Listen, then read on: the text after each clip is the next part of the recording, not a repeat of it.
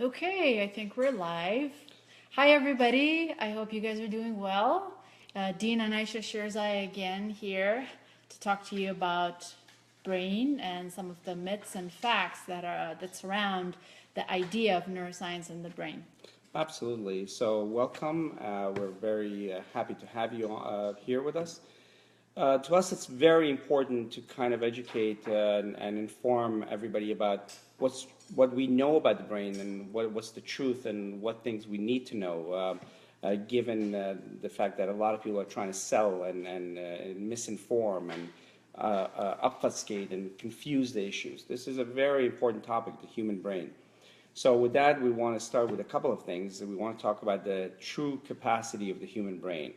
The human brain is this 3 pound organ, which is gelatinous, very soft in nature, and it's encased in a bony structure, a sharp bony structure. That's why a lot of times when you have a sudden car accident or from these football injuries, the brain moves and it hits the bony structures, and that's where the damage is done. Mm-hmm. And this incredible brain has nearly 100 billion neurons and 1 quadrillion connections. That varies depending on many, many factors that we will talk about in the future and today, as well as a processing capacity greater than any computer that we have today. Yet this whole amazing machine operates on a small little battery. Well, not literally a battery, but the amount of energy it uses is minimal. Yet at the same time, this incredible brain uses 25% of the energy of the body at any one point, which is remarkable. This brain also is incredibly resilient and sensitive at the same time. So the two sides of the coin. Yeah. So yeah, that's the things that we wanted to kind of talk about. The resilience is hopeful because that's what we talk about, is the fact that even late in life we can continue to expand brain's capacity, maintain its function. But what's the other side of it is that if the right things are not done, the right environment is not provided, even during childhood, that the brain can be damaged irrevocably, and that's important to know. So let's talk about some of the myths that are out there. Sometimes, a lot of times, we hear from family members, patients that we interact with, and say, after you hit 35, 40, it's downhill. Yeah. Your brain stops working. You don't remember things very well. Your speed of processing goes awry. What do you tell them, and what are your thoughts about that? Yeah, that's not the case. In fact, the brain has a tremendous capacity to grow throughout life, well into 40s, 50s, 60s, 70s, and well beyond that.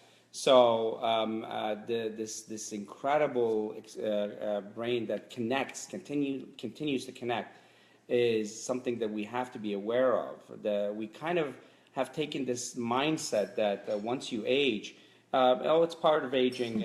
No, you can expand your brain capacity as you get older. Yes, certain aspects of the brain are affected as we age, but the ability of the brain's neurons and its infrastructure to connect and grow is tremendous. So that concept must be challenged. Mm-hmm. That it's a foregone conclusion. Yeah. So there are certain things that younger people are much better at. Say, for example, the speed of retrieval of memories, so remembering things and being able to play certain games. Forget about playing games with a 10-year-old. That's definitely a failure. No, yeah. Or especially a video game. Oh God, yes. Younger people are faster than older people when they're supposed to judge the structure of something. So there are certain things that younger people are always good at. But as we age, there are a lot of things that get better.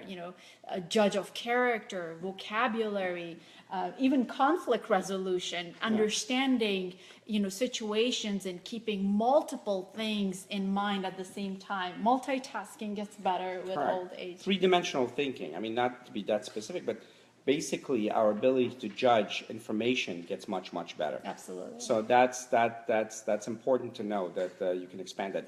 Vocabulary can continually expand. And at one of my talks, I gave to others scientists' consternation. I gave the neuroscience of wisdom. Yeah. I was playing on that concept, but there is such a thing as the wisdom, which is ability to understand your environment better, to understand it from the context better. So those things can actually continue to get better. Exactly.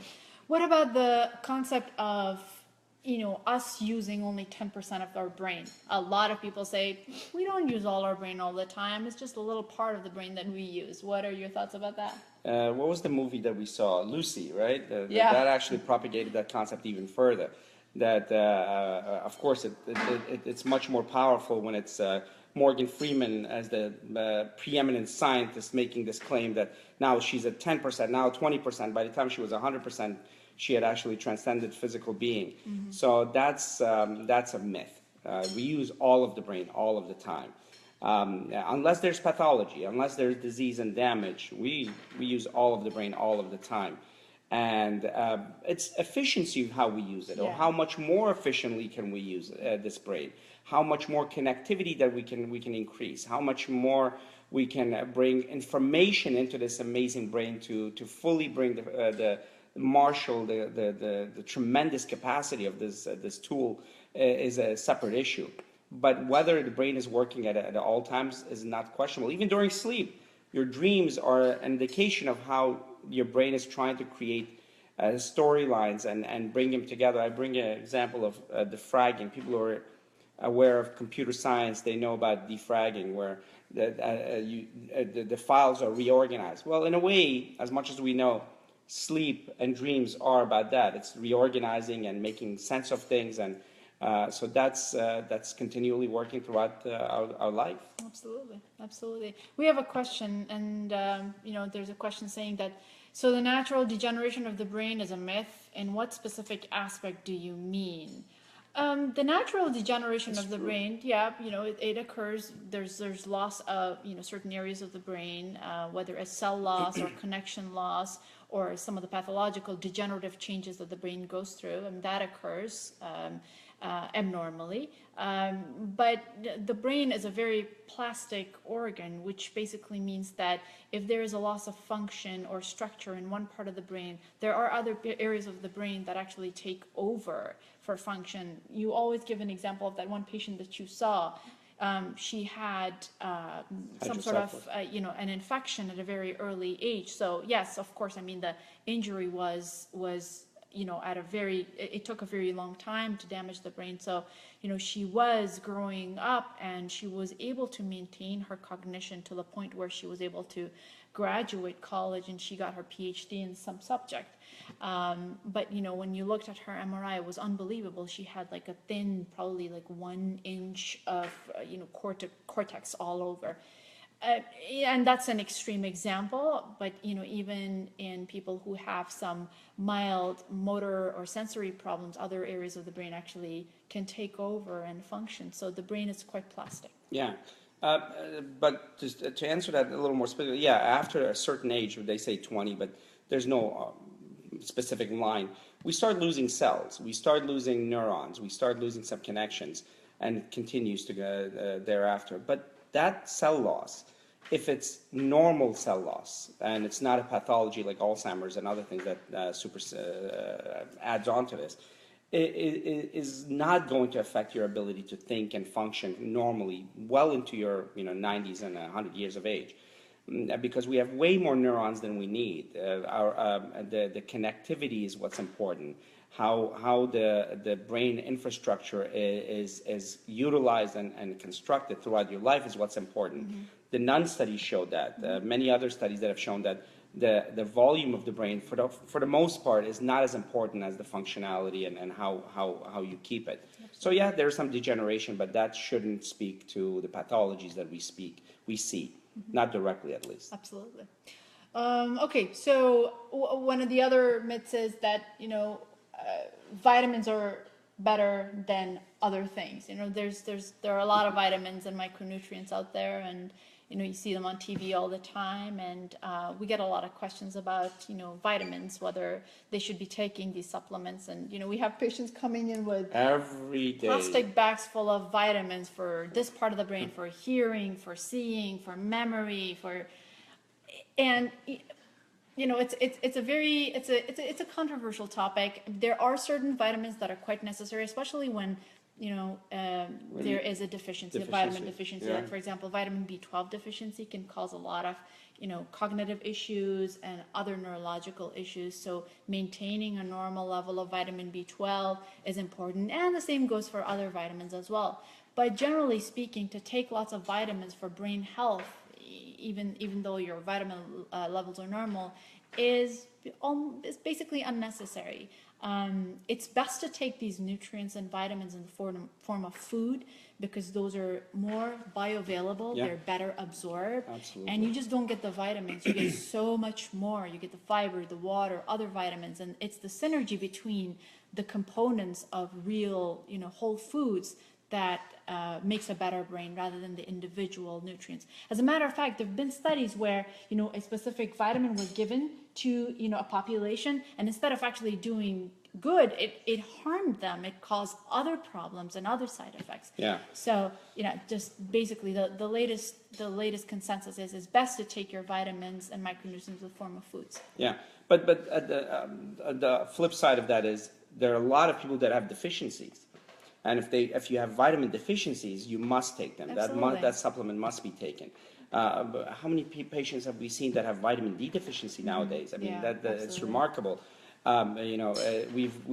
We've had great success when it comes to war against skin cancer. It has actually declined. But with that, people use suntans that actually block the conversion to vitamin D on the skin, as well as they don't go in the sun. So I see a lot of vitamin D deficiency, and vitamin D deficiency is now being studied in many, many different diseases. Same thing in B12 deficiency.